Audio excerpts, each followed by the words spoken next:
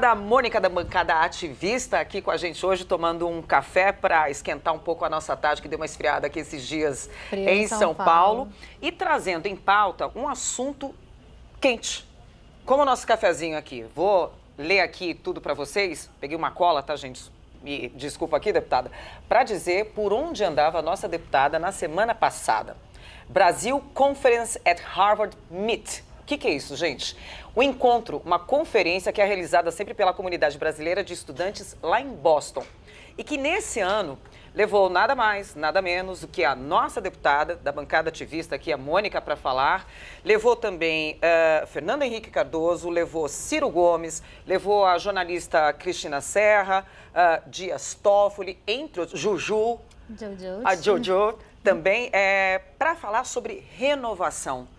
Para falar um dos temas, né, sobre renovação política. Primeiro, como é que foi esse convite, deputada? Como é que tudo surgiu? Conta pra gente como é que foi isso. Tá. A Brasil Conference tem 4 anos, ela nasce em 2015 e a maior comunidade brasileira, principalmente de estudantes, está em Boston, nos Estados Unidos. É mesmo? A gente geralmente pensa que é Nova York, né? Ou Miami, Flórida. Nossa, eu falei português. Sério? Foi super tranquilo. Minha primeira viagem ao exterior estava em casa, eu só falei português em Boston inteiro. Primeira viagem para o exterior? Sim. E já vai para uma conferência? Uau! Deu medo? Deu muito, mas aí contei com toda a solidariedade dos estudantes, foram me buscar no aeroporto, enfim, eu cheguei na sexta pela manhã e fiquei até domingo, passei o final de semana e contei com todo o apoio deles. Tem muito estudante brasileiro, a gente não sabe, eu também, né, a gente tem esse muro, tem muito estudante brasileiro em Harvard e na MIT, que são 2 universidades gigantescas dos Estados Unidos, e ele se propõe já há 4 anos discutir política brasileira no exterior. Então, os grandes nomes da política nacional sempre vão, os presidentes vão, os artistas pop vão, e a gente discute vários aspectos da política mesmo. É uma conferência política com os principais nomes. Estavam todos os antigos presidenciáveis da última eleição, foi o presidente Fernando Henrique Cardoso, ministros do STF, vários parlamentares. Eu voltei para o meu gabinete brincando, que eu fui tomar um café, eu falava assim, Fernando Henrique, por favor, me ajuda aqui com o inglês. Mourão, me passa o ketchup. Nesse nível. Esses eram os personagens que estavam ali ao seu lado. E como surgiu esse convite? Como é que veio?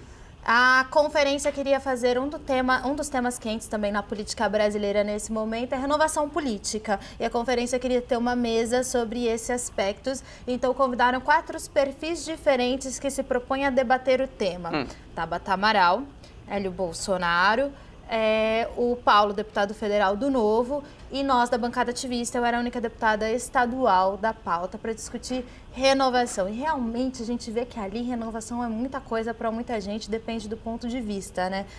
Olha só. É fato que o brasileiro espera por uma renovação. A gente estava até falando um pouco disso nos bastidores antes de começar. Exatamente. Como é que está essa expectativa aí, né, do brasileiro? Eu acho que o brasileiro espera por uma renovação política. A direita, a esquerda, todo mundo está desgostoso com os governos, não com a democracia, não confundir, porque tem gente que oportunamente usa esse desgosto para criticar o sistema democrático de direito. Mas as pessoas estão desgostosas com o governo, esperam outros sistemas políticos, outras formas de participação. E aí tem uma leva de pessoas se dizendo renovação, né? Eu sou renovação porque eu sou candidata pela primeira vez, eu sou renovação porque eu sou jovem, eu sou renovação, eu sou renovação, eu sou renovação. E a conferência queria, de fato, debater o que é a renovação. Que desenho é esse de renovação? Qual é a renovação que o Brasil espera, que as pessoas esperam? Então, eu era uma das convidadas e, realmente, eu acho que o meu ponto de vista e o que se propõe a fazer a bancada ativista, o que os movimentos que se aportam na bancada ativista, porque nós somos uma rede de redes, para além de 9 ativistas de pautas diferentes, todas as nossas redes se conectam e formulam políticas públicas a partir desse mandato. Então, eu acho que diante de primeira pessoa, de pessoalismos, né, de pessoas dizendo eu sou o Messias, eu sou o goril, eu sou o detentor da sabedoria, ou outras que dizem o problema do Estado é o Estado, então vamos acabar com ele, Estado mínimo e etc e tal. A gente vem debatendo e apontando que o problema para o Estado é a falta de democracia. Era isso que eu ia te perguntar. Na sua visão, falando de renovação, já que a gente tem uma pluralidade aí de pontos de vista, qual é a sua? Qual o seu olhar aí sobre renovação política? O que deve acontecer? O que deve mudar? Tá certo? Tá errado? Eu acho que realmente a gente tem um problema no sistema eleitoral e no sistema político representativo brasileiro. Eu acho que o problema é que a solução do nosso problema, ao contrário das outras alternativas, é mais democracia. Eu acho que as pessoas estão desgostosas com o sistema representativo porque não se veem representados, e é óbvio que não se veem representados, porque olha os perfis das pessoas que se elegem, olha a cultura de onde elas vêm, das regiões de onde que elas vêm, e qual que é o acesso das pessoas aos seus representantes. As pessoas não debatem política culturalmente, na escola, não debatem na rua e têm dificuldade de acessar os seus representantes. Quantas pessoas comuns têm acesso aos seus parlamentares, incidem sobre o que os parlamentares defendem? Vocês têm essa abertura aqui? Super, a bancada ativista é super. A gente se propõe muito a devolver a política para as pessoas. Então, a bancada ativista, é claro que aqui dentro do parlamento, que é uma parte pequena do trabalho, a deputada... As pessoas me reconhecem como deputada, embora eu seja porta-voz. De um grupo, de uma bancada.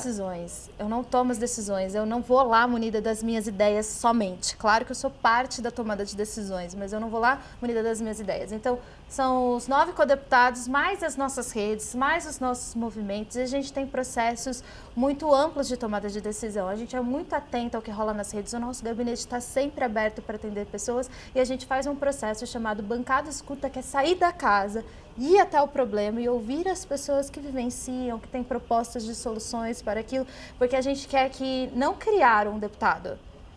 Esse espaço aqui, esse espaço de poder, ele deveria ser o poder das pessoas, não da Mônica. Então a gente não quer que a Mônica seja a deputada, a gente quer que essa caneta seja interlocutora, das pessoas. ela interage entre a casa, entre o parlamento e a população. Isso. Como é que essa sua visão, como é que essa sua fala foi vista lá fora? Foi bem aceito? Não entenderam? As pessoas entendem, mas todo mundo tem dúvidas dos detalhes, né? Tá. Eu acho que a gente está tão acostumado com a política pessoalizada que todo mundo fica falando assim, mas como é que é quando você precisa tomar uma decisão de última hora? Como é que é quando você precisa tomar uma decisão de última hora? Como é que é? WhatsApp! Isso é muito simples, a tecnologia resolve. Você vive com... O gabinete está o tempo todo falando comigo, me orientando, acompanhando a cada segundo de plenário e me orientando. E a gente tem confiança como estratégia. A verdade é, gente, a verdade é que não é dado e certo que políticos façam política, criem políticas, pensem a política pensando em dados científicos e evidências na ponta. Ninguém sabe exatamente como é que aquele projeto de lei vai se resolver no final. Então eles vão votando segundo a orientação do Ele é orgânico um projeto de lei, né? Na verdade, né? Ele tem vida. Não é uma coisa que decidiu aqui, para o resto da vida vai ser isso, né? Ele tem vida. Não, mas as pessoas, os políticos no Brasil especificamente, não estão preocupados em formular política diante de dados, diante de evidências científicas. Eles criam políticas para satisfazer seus egos ou para satisfazer nichos políticos. Poucos preocupados se é possível, se é constitucional ou se na ponta vai se dar. Então, a maioria dos temas, a gente vota. Desde a agricultura, semana passada a gente estava debatendo agrotóxicos. Essa semana a gente vai debater temas super polêmicos da pauta econômica, que são os planos do governo de desestatização, de privatizações. E aí, na sequência, a gente está votando cultura, daqui a pouco a gente está falando de primeira infância, etc. Não existe um conjunto de assessoria técnica que dê conta de basear o voto do parlamentar para ele ter certeza do que ele está fazendo ou falando. O que a gente está fazendo na bancada ativista, além de devolver a decisão para um conjunto maior de pessoas, é proporcionando que ativistas forjados nas pautas, gente que está muito tempo lutando, formulando, pesquisando, consiga incidir em políticas. A política, ela precisa ser real, possível, executável.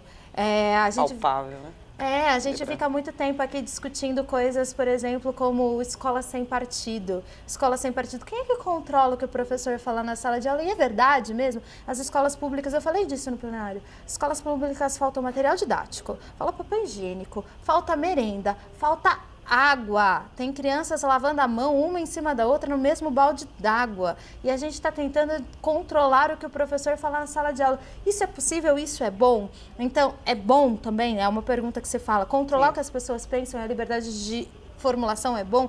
Então, a gente passa muito tempo discutindo coisas não tangíveis, não factíveis e poucos preocupados, por exemplo, com 25% de evasão de alunos nas escolas públicas. Então, essa mudança de chave, de fazer política baseada em coisas concretas, na vida material das pessoas, é super necessário e a gente se propõe a fazer isso, trazendo para cá debates reais e dados reais das vidas das pessoas.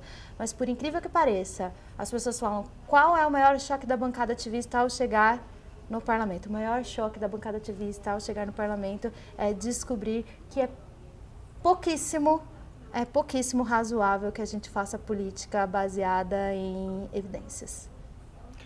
Deputada, obrigada pelas suas colocações, pelo seu posicionamento, a sua visão aqui, dividir um pouquinho do que você acha, do que você pensa, do que uma bancada, né, assim, sempre colocando essa voz, representando mais outros 8 componentes aí, eu diria até 10 componentes, tá, porque tem mais do que a população, né? Tem. Que é o resto do estado todinho ali fazendo essa política nova aí. Tem. Obrigada aí pelo nosso café e toda vez que tiver um assunto latente, uma fala lá no plenário que a senhora queira colocar aqui, só marcar um café que a gente te recebe com o maior prazer. Obrigada. Muito obrigada, Silvia. Obrigado.